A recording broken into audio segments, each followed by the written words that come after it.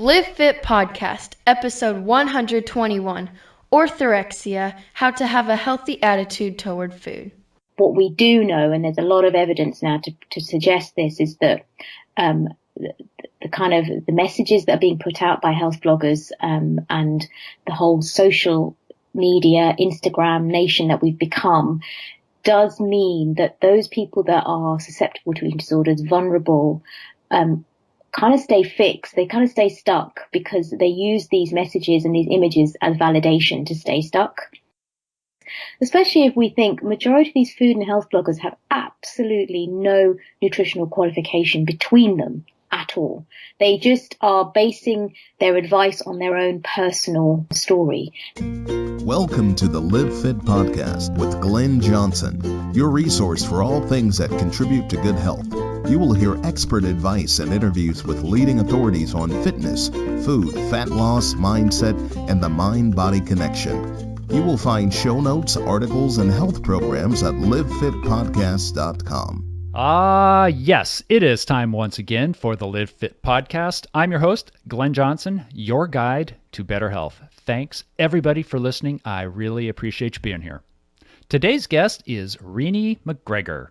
Ree-knee is a leading performance and eating disorder specialist dietitian with over 15 years experience working in nutrition. Ree-knee works with elite athletes, coaches, and sports science teams to provide nutritional strategies to enhance sport performance and manage eating disorders. She has delivered nutrition support to athletes over the last 2 Olympic and Paralympic cycles and other major international competitions. Ree-knee is also the nutrition lead for Anorexia and Bulimia Care.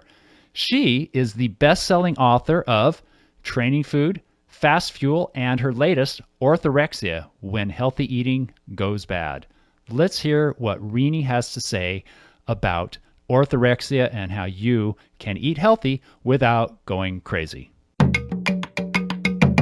I'm really happy to have you on the show because when I saw the title of your book, a colleague of mine showed it to me, and he actually recommended that I bring you on the air, and I grabbed the book with great big giant eyes and said, absolutely, this is exactly what I need because for the most part, I speak to people who are trying to get their eating in order. They just can't quite seem to do it. They're overweight often. They're not feeling good. They are too tempted by the treats out there, the starches, the salts, the sugars, and they just can't quite seem to get their act together to eat right. Every great now and then, I meet somebody who has done just that, and they're really obsessing about it to the point of, I would say, causing some mental harm, a bit of a disordered eating in a sense. So I really wanted to hear what you had to say about that, how that happens, how it can be prevented, what can you do when that happens to you. But first, how about a little background? How did you get to write a book on orthorexia?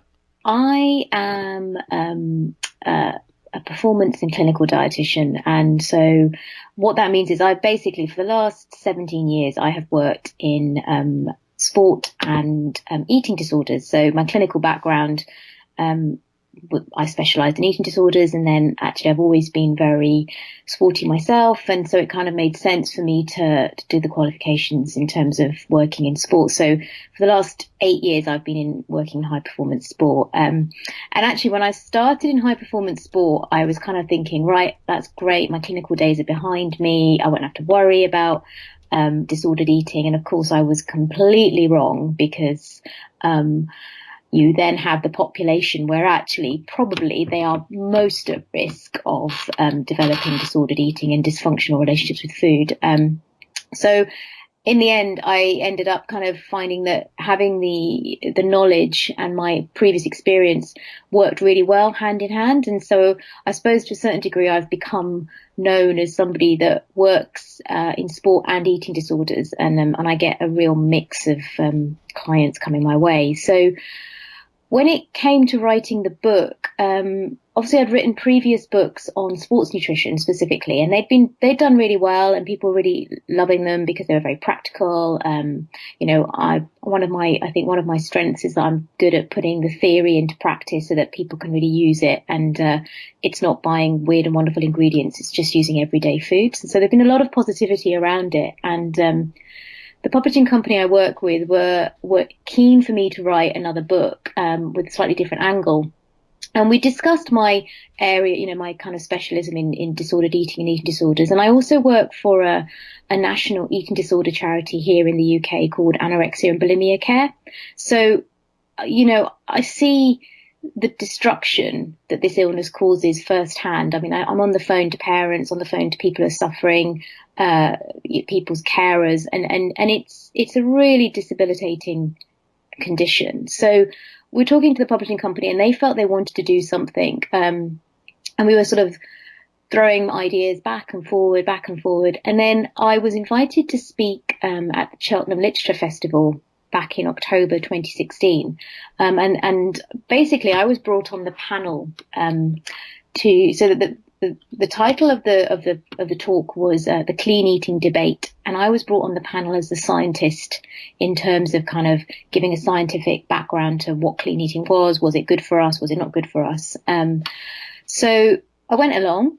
I'd never really done anything like that before. I was on a panel with some very well-known characters, one being a very well-known food and health blogger, and another one being a very well-known food historian, and I was probably the most unknown on the panel. So I was fairly nervous, and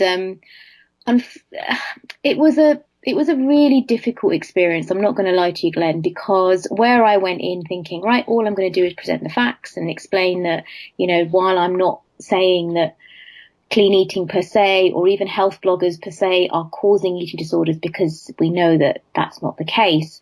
What we do know, and there's a lot of evidence now to suggest this, is that the kind of the messages that are being put out by health bloggers and the whole social media, Instagram nation that we've become, does mean that those people that are susceptible to eating disorders, vulnerable, kind of stay fixed. They kind of stay stuck because they use these messages and these images as validation to stay stuck.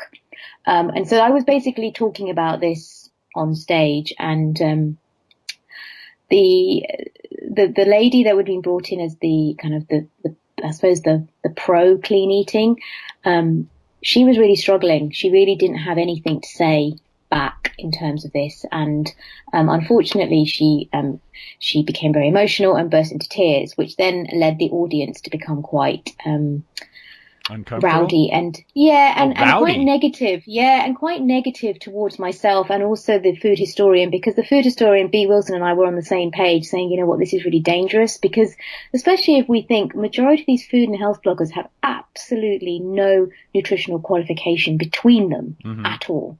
They just are basing their advice on their own personal story. Now that's great, as in, if I was talking to a friend and I'd say, oh, do you know what, I've been eating blueberries every day and they've made me feel really positive, really good. I mean, I can't actually say that because I don't know for a fact it's the blueberries, but let's just run with this. Because you're a scientific person. Exactly. But let's say we did that.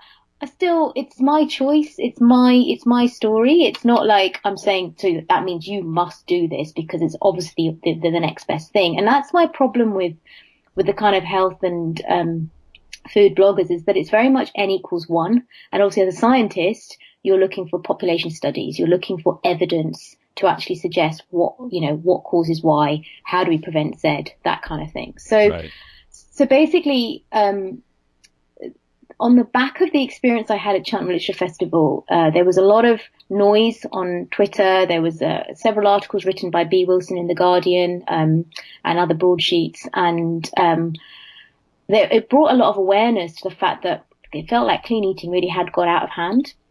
And so the publishing company basically said to me, right, that's it. That's the one. That's the topic we want to talk about: orthorexia, clean eating, when healthy eating goes bad, basically. And so that's how this all came about. And it was, I was obviously very very honoured to write it. It's a really it's a subject that obviously is very, very close to my own heart, working in eating disorders all the time, seeing how these messages can get translated interpreted in a wrong way, and then what impact that has to people's health and mental health particularly. And so I've put a lot of work and a lot of myself, I think, into this book. So I've been really pleased with the feedback that we've been getting, because I think it's really raised awareness, and it's also, I think, rung alarm bells for a lot of people. Yeah, that's certainly an issue that not many people, well, certainly less people have this form of eating disorder, but it's also not one that many, if you talk to some average person on the street, they wouldn't really see it as a very big deal. So just for our audience's clarification, can you define orthorexia? Of course, yeah. So orthorexia basically is the obsession with being pure. It's with the obsession of being correct. So if you break down orthorexia, that's what it means. It's about being correct.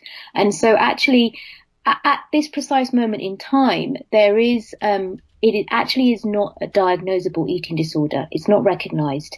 And one of the reasons is that is because it's so difficult to find validation and a means to test it, because obviously so much about healthy eating is I suppose it's the one condition that can be disguised by so-called healthy eating. So actually it came about by Steve Bratman is a physician out in the States, and he is the one who identified it. And in fact, he's read the book and he was really complimentary about it. He was one of the first people to get a review copy to read and make sure that he was happy with how we'd presented it and what our research had shown. So, and I know at this precise moment, he is now trying really hard to work on some sort of assessment tool, some sort of questionnaire tool to help identify this, and so that we can actually make it a proper diagnosable eating disorder. So yeah, a lot of people don't know about it.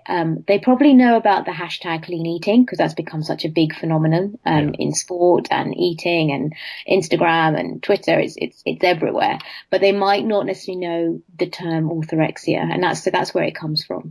I'm really glad to hear there's going to be an assessment tool for orthorexia, because that was my next question: is how do you really separate healthy eating with going overboard to a point that would be considered by psychologists as a disorder? Can you give any sort of verbal explanation at this point?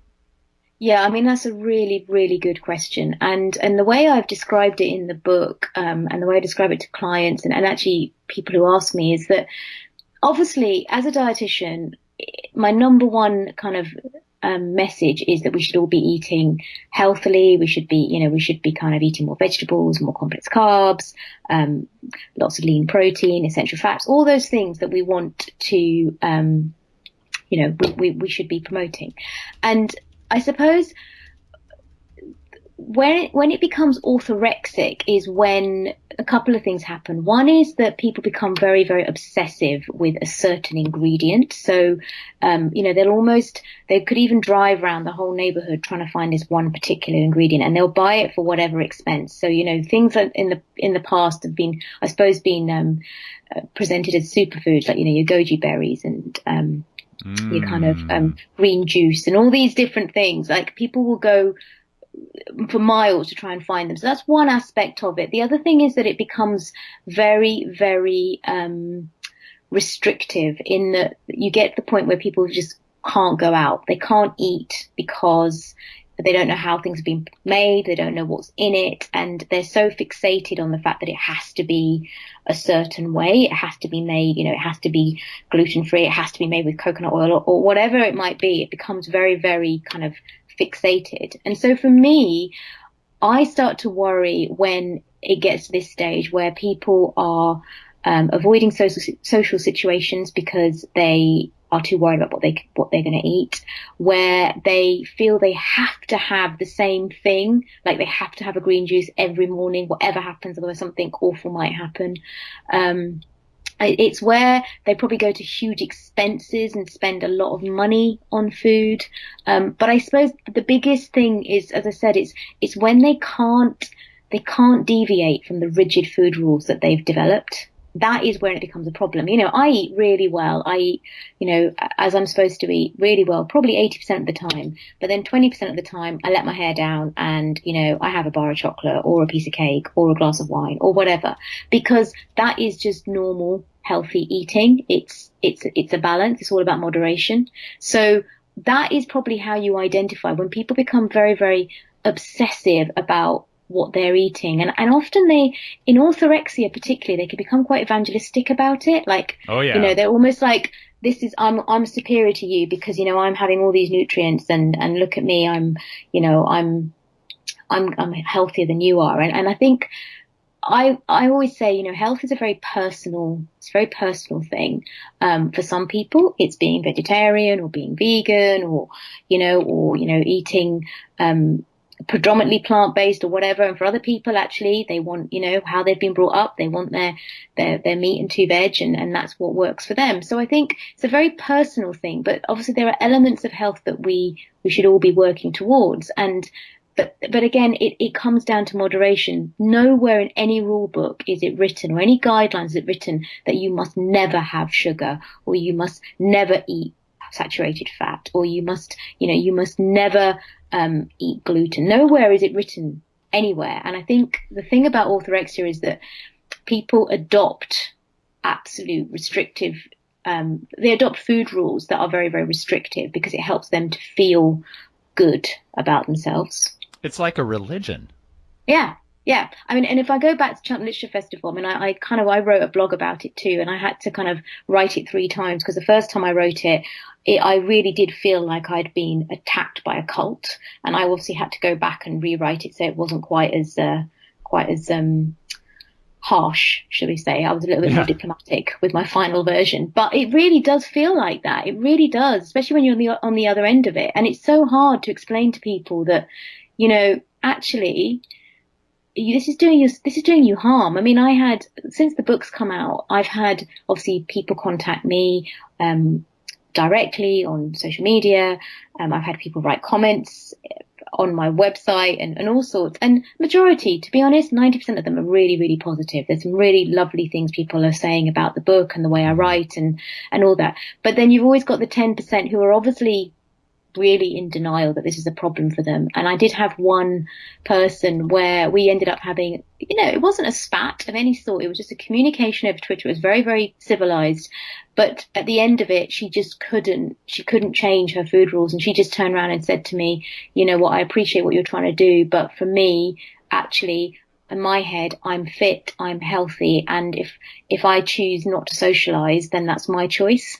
And I said, fair enough, it's your choice, but I just think that's really sad because food is more than fuel. Food is really about bringing relationships, it's networking, it really is about building those networks and those kind of those relationships you need to keep you sane, to be honest. So, I think it is dangerous, and it's dangerous from a mental health side point of view, but also when it becomes extreme from a physical point of view, like when you have people who may initially start out with just going sugar free, and then they decide they're going to go gluten free, and then they decide they're going to go dairy free, and before you know it, like they're so restrictive in what they're eating, and they're not realizing that actually their intake of calcium is being massively affected, and that's having a huge impact on their bone health. Or, actually by not having whole grains because you're avoiding too many you're having too many gluten-free products, and so you're not having whole grains, you're actually affecting the gut biome, and that has a real negative impact on things like your immune health and your mental health. And there's so much that people, they assume they're doing the right thing, but actually they're being more detrimental than positive. I'm glad that you brought up that food is more than fuel. It's kind of interesting because you contradicted what I often say to people who have trouble with overeating, and they see food as pretty much anything but fuel. They see food as, the answer to any or all emotional responses. And it's not that I believe that strictly, because I definitely am on board with you that food is more than fuel. It's more than nutrients. Yet some people don't see it as fuel, and when they look at food to eat, they think of the emotional need it will fill. Well, should I have chocolate or chips or a salad? Oh, not a salad because I'm not on a diet right now. But yes, it certainly has, the cultural ties. I love listening to food historians because I find it so fascinating, the foods we used to eat and why and how they were prepared and that sort of thing. So that was pretty cool.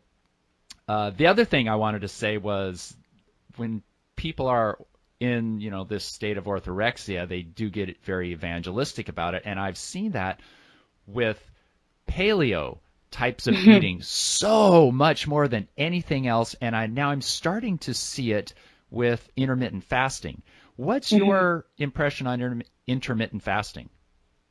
So, intermittent fasting is a really interesting one because as a sports nutritionist, it is something that I, from time to time, use with athletes if we need to get them to a certain weight for a competition or this is weight category sports. This is not just someone wanting to be lighter because they think they'll be fast. This is, an actual need for the sport. Right. But I don't do that classic 5-2 or 3-4 or any of those. I use the more scientific method of intermittent fasting, which is very much that you have 8 hours in the day where you can eat, and then you have, the remainder of the time where you don't eat, so that actually you're fasted for a lot longer than, say, the traditional 10 to 12 hours when you're sleeping, perhaps. And so again, when I started using this method with sports, with athletes, I did a lot of research. I spoke to a lot of academics, looked at actually, was there enough evidence to suggest that fasting for this long can have an impact on your weight. And actually what it came down to, Glenn, was actually if you're restricting your intake for 8 hours, you're restricting your calorie intake, and that's why it works. It's not really got an awful lot to do with the fasting. It's just that you've given yourself a rule to work with, and so it made it an easier thing for athletes to do. Now, whenever we use it in a very, very restrictive manner, as in it's done for a very short period of time. They are under my supervision pretty much on a daily basis while they're on it, so we can check in and make sure that they are it's not affecting their fatigue levels, their energy levels, their mood, their sleep, because these things can all become affected by not having enough energy. So we monitor them very, very closely. And as soon as we kind of post-competition sort of phase, we go back to normal eating. So it's not something that I adopt hugely, and I don't agree with doing it for long term, because again, we don't actually know what the long term effects of doing this is. And that's the problem with anything that's a fad, like your paleos, like your intermittent fasting.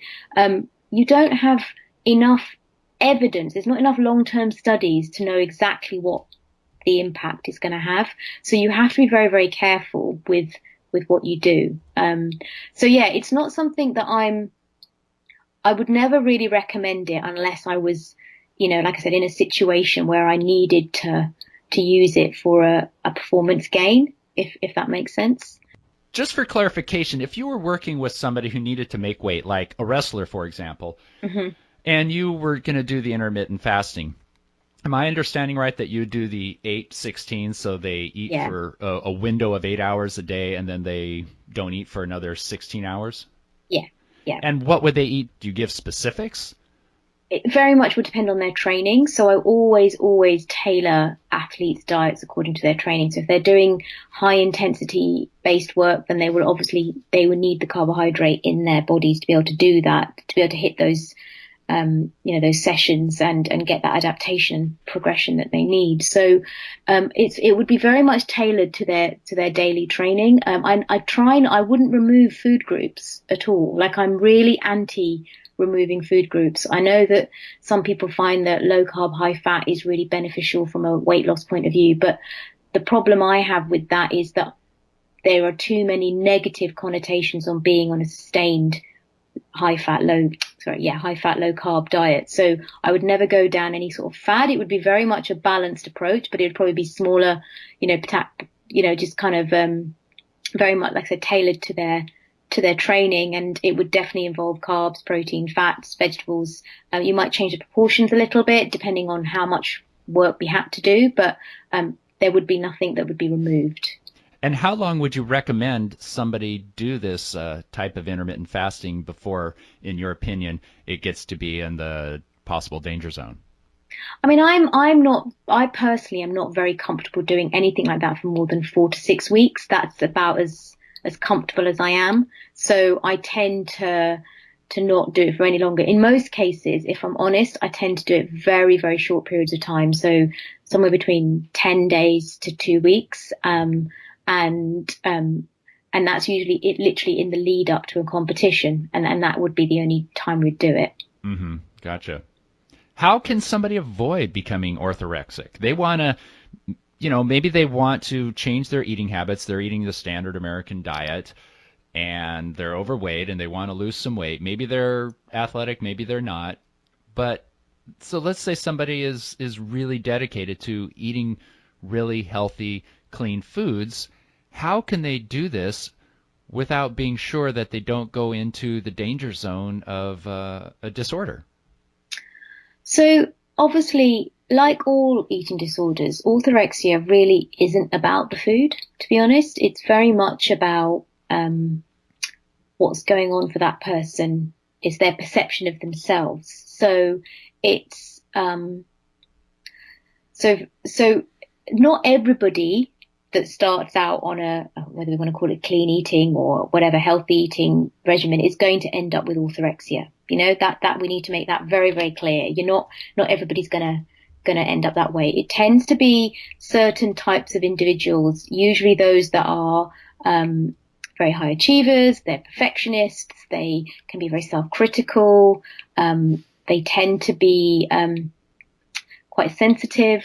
They're a certain type of person, which is why we often see disordered eating in athletes or high achievers, because they kind of fit that mold really, really well. And what that means is that their perception of themselves, and that will be very much based on their experiences. So, they may have had traumatic experiences when they were younger, or it's just their interpretation of situations that have occurred to them. They're very self-critical. So whatever they do is never enough. It's never good enough. And their experiences through life have maybe validated that for them. So human nature is really clever, because the human nature likes to keep things familiar. So if you've been stuck in a bit of a negative narrative, a negative mindset about yourself, then even though there might be loads of really good things going on, you will still seek that negative validation, because that's what is comfortable and familiar for you. So it's really important to help people understand that not everybody's going to develop an eating disorder or orthorexia. But if you are of a certain type of person, what will happen is that you basically, because you feel uncomfortable in yourself, and a lot of that discomfort's around anxiety, around negative aspects of who you are, because you're feeling like that, you're looking for an answer, you're looking for a solution to why you feel uncomfortable. And instead of kind of looking at what's going on for you, it's very easy to focus on food or exercise, or it's a much easier thing to control. It's a much easier thing to fixate on, and that's why it's so important to help people understand that an eating disorder really is never about food or body image. It's more about the perception of themselves, and they use food as a means of kind of demonstrating that. So when people kind of feel guilty, so let's say we had somebody who was eating very, very clean, and then they went out for dinner with friends and they had a dessert because they felt pressurized into it. The guilt and the anxiety they would feel about that, while they would project that as being guilt and anxiety about the food, really that guilt and anxiety is more about what's going on for them. They don't feel worthy of being kind to themselves. They don't feel worthy of, actually looking after themselves and having a treat from time to time, because they don't think they're good enough. And so that's where the guilt comes from. But it's much easier to project that onto food. So I hope that's kind of a very whistle-stop tour of what goes on in an eating disorder. But so how do you stop it? It's a really good question, Glenn. I don't know how you stop it. Yeah.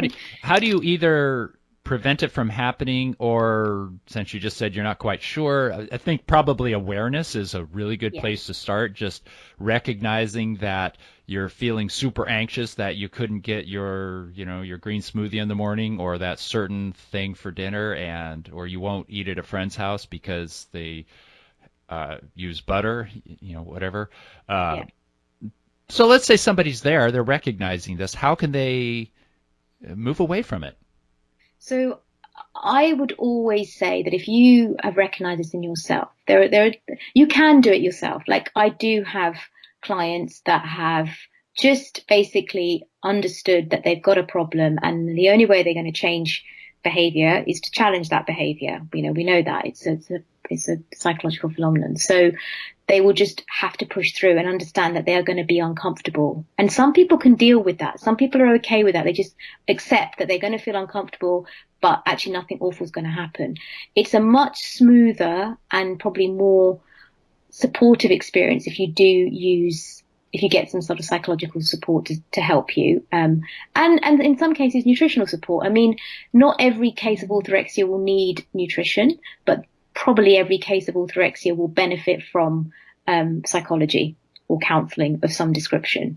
So I find that the two work really well together. So majority of the clients I work with, I also work alongside a psychologist, and we work together to help that person not only understand what's going on for them as an individual, but also working on the re-education around food. So often they want to know, well, why is everybody saying we shouldn't have sugar, and why are there so many posts about being gluten free? And you can that's my job then, to break that down and to kind of help people understand that, there's nothing wrong with sugar per se. If you were eating sugar, breakfast, lunch, dinner, snacks, 24/7, 365 days a week, that's the problem. It's not about having the odd bit of sugar, even on a daily basis. It's the kind of quantity. So the nutrition role will be very much around re-education of what moderation is, what balance is, and what that is for that individual. Because again, everybody is different. Everybody's body is different. So,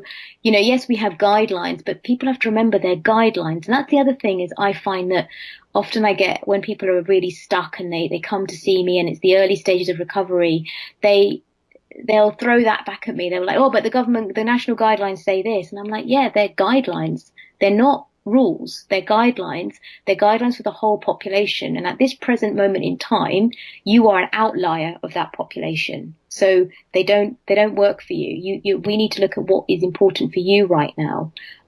So always remember that when you're working with somebody like that, you are going to be working like they're going to be constantly looking for the kind of the excuses and the validation, because they want to maintain what they've got, because it makes them feel safe, even though quite likely physically and mentally it's not safe. It must be pretty difficult to give a person some concrete sort of ideas or tools, or I'm not quite sure what word I'm looking for, but if they are doing this, I don't know, paleo or the intermittent fasting or the clean eating or whatever diet plan they're following, it's pretty rigid. It's pretty cut and dry. You eat this, you don't eat that, etc. And that can become a problem, as we're talking about, for over the last half hour.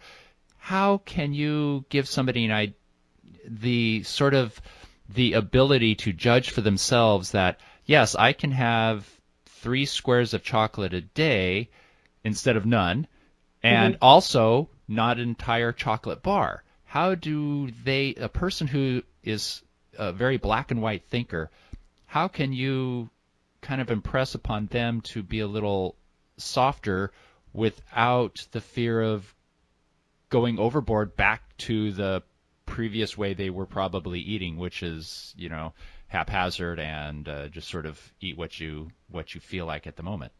Yeah, I mean, again, really good question. And the only way is actually you do it step by step. So the way I tend to work with people is actually normally the first session or so is very much about building trust, because they have to trust me in order to be able to believe what I say. The fact that they've contacted me, the fact they want to work with me is always a really good positive sign, because it means they've identified they've got a problem. So you kind of got them halfway in your camp anyway. And then the way I tend to do things is kind of to help them understand, is to look at the opportunities. So if they didn't have these food rules, what opportunities would that offer them? What would that do for them?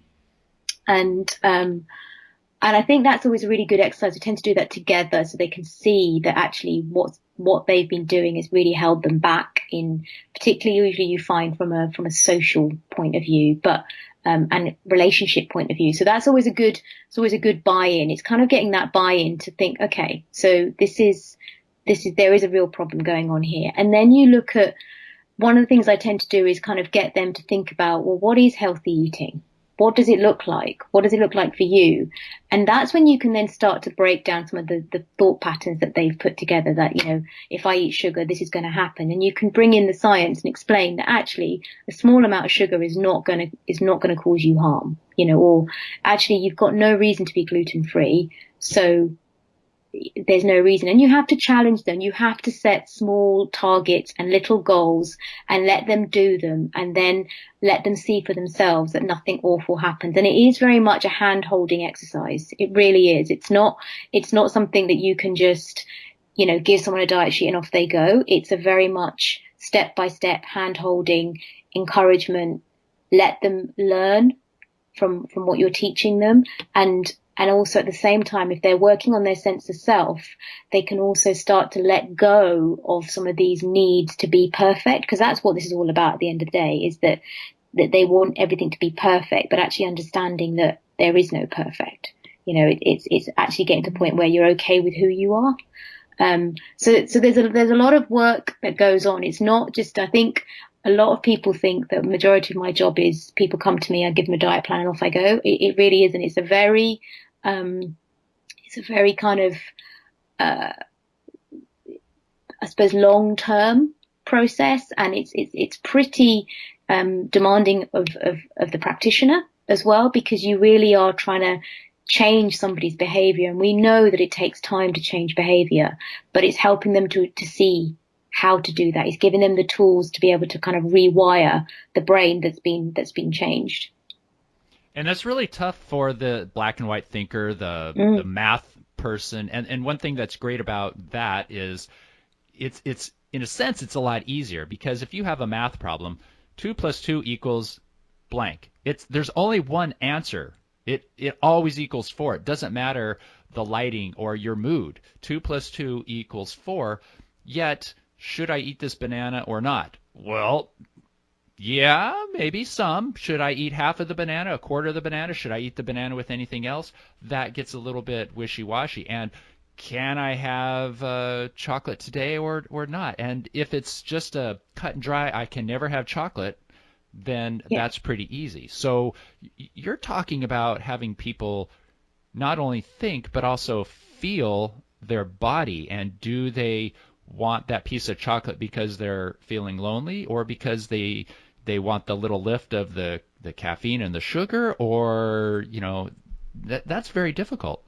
Yeah, no, it is. Like I said, it's a very difficult process, and I do a lot of work around mindful and intuitive eating, so that people start to really get familiar with what their body needs. I mean, I'm a big believer, and I see it a lot as well, that our bodies are very, very, very finely controlled machines, and they do know what they need and they do know what they want. So it's starting to kind of listen and identify, and you're going to make mistakes along the way. We all do, but it's again not criticizing yourself for those mistakes. It's not beating yourself up if you make a mistake. It's actually just learning from every experience. I never think about failure. I always think about learning from every experience. So nice. Fail forward. Yeah, absolutely. And so it is, when you've got very processed, very black and white thinking individuals, it is difficult to get them to kind of be in that gray zone for a bit.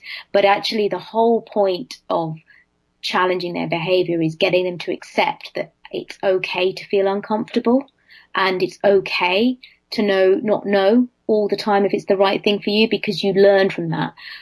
One of the things you get them to think about is their thought processes, so, or their emotions or their feelings. So, for example, if I had a client yesterday who was really struggling with knowing how much she should eat, because she'd been very, very restrictive, and she's now on her journey and she's doing fantastically well. But one of the things she was struggling with is knowing how much, like gauging. And I said to her, right, well, as we know, your brain likes rules. So here's a rule. You know, you eat your balanced meal, and we talked about what that would look like from portions, and you have your pudding and you have your drink and whatever else. And then if you are hungry within 2 hours, then actually you're not hungry, because the body physiologically is not hungry. So then you've got your science there, but you've also got some emotion stuff going on. So you can explain that to somebody, and she felt quite comforted by that process, understanding that, okay, my body is really, really hungry, because obviously I've restricted it for so long. And we know that when people restrict, they do, when they start to kind of, particularly they've been very underweight, when they start to restore weight. Now, you don't see underweight in orthorexics, it's mainly anorexics, but when people have been very underweight and restrictive, they do get the point where their bodies can eat to excess. It's a very normal part of recovery, and I don't think it's one that people hear about very often at all. And so they go into panic mode because they think, oh my God, I don't know how to cope with this. I don't know how to deal with this. I'm just excessively hungry all the time. It's like insatiable. But actually it's very, very normal, because the body has been so restricted for so long. And then when they start to restore their eating habits, metabolism kicks back in. There's loads of restoration going on inside the body. And you know, it's a very normal part of recovery. So it's providing the reassurance. I think at the end of the day, all eating disorders are while they have a physical element, they are mental illnesses. So it's very much about using practitioners and support that can constantly reassure you that it is all going to be okay. And actually remembering as well that you don't get validation from the number on the scale or the size of your jeans. It's actually about being okay with you. You know, that's what it comes down to. Right. And you can still have some rules. I think a lot of people are really going to like to hear that. They're the rule followers, and the rules give them the guidance. The rules give them the comfort. The rules give them the confidence that they're doing the right thing. And you can still instill some rules, but certainly looser rules than they had been following. Yeah, I like to think of it as a framework more than rules. You know, it's a framework that you work within that still gives you a safety net. Gotcha. But yeah, you're being a bit more flexible. And I think that's the key. And as I said, one of the things I work a lot with my clients is very much about opportunity. Always keep reminding yourself of the opportunity so that you're constantly moving forward. Even if it's a teeny tiny half a step, it's just you're moving forwards. I like that. Opportunity. That's an excellent way of thinking about it. I've not heard that before. Do you work with people remotely? I do, yes. So interestingly, I've had about 4 or 5 people in the last week, and they're all from abroad. So none of them are from the UK, which has been quite entertaining. So yeah, I do, because a lot of the work I can do over Skype and FaceTime and video conferencing. So yes, I do take on clients from overseas. How can they get a hold of you? So the best way to get hold of me is through my website or my email. So my website is reneemcgregor.com, and my email is reenie@eatwellfeelfab.co.uk. They're the best ways to get hold of me, and then we can take it from there. And I will, of course, as always, have that information, that link on my show notes page at livefitpodcast.com for this particular episode. I want to thank you very much, Ree-knee. It's been a pleasure speaking with you. You've clarified a lot of things for me, and I'm sure others. I wish you the best, and have a great day. Thank you, and you too. It's our evening now, so I will have a nice evening, and I hope you have a good day. Thank you. Thank you for listening to this episode of the